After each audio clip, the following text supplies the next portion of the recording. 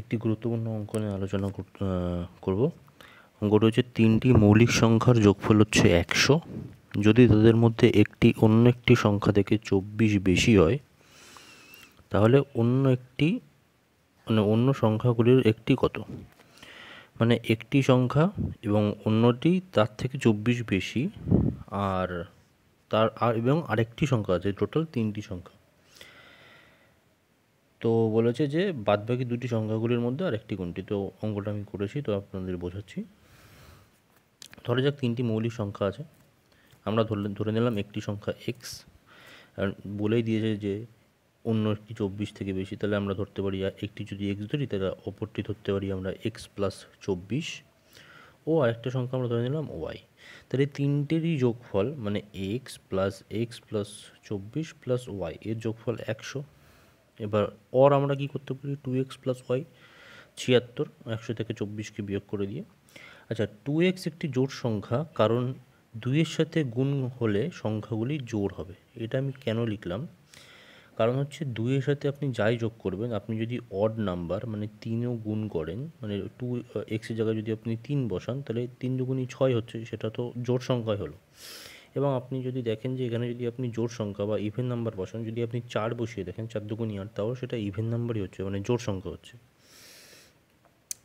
এবার দেখুন যে 2xটা যদি জোড় সংখ্যা হয় এবং প্লাস ওয়াই দিয়ে 76 আছে, 76 তো একটি জোড় সংখ্যা।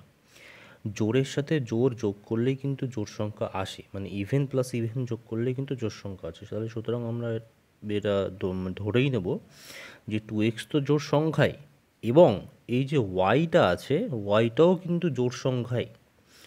ঠিক আছে? তো মৌলিক সিঙ্গেল জোড় সংখ্যা কোথায় আছে? একটাই আছে, সেটা 2। তাহলে একটা সংখ্যা আমরা পেয়ে গেলাম, সেটা 2।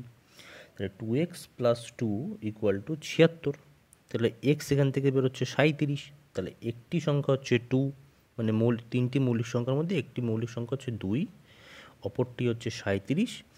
আর যেহেতু 24-এর ডিস্টেন্স বলেছিল, মানে 24 বেশি, তো 37 প্লাস 24 যোগ করে আমাদের চলে আসে 61। তাহলে আমরা এখান থেকে বলতে পারি মানে অন্য একটি মৌলিক সংখ্যা হচ্ছে 61।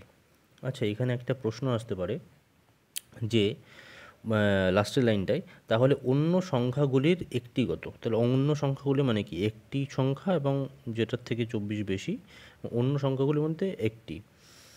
তাহলে দুটি সংখ্যা বাকি থাকে, তো আমি 61টা এখানে কেন অ্যান্সার দিলাম? ব্যাপারটা হচ্ছে যে এখানে তো 2 আপনারা যখন বের করবেন, 2 তো বেরিয়েই থাকবে, তো 2টা জিজ্ঞেস করবে না, হয় 37 অপশানে থাকবে, নয় 61 অপশানে থাকবে।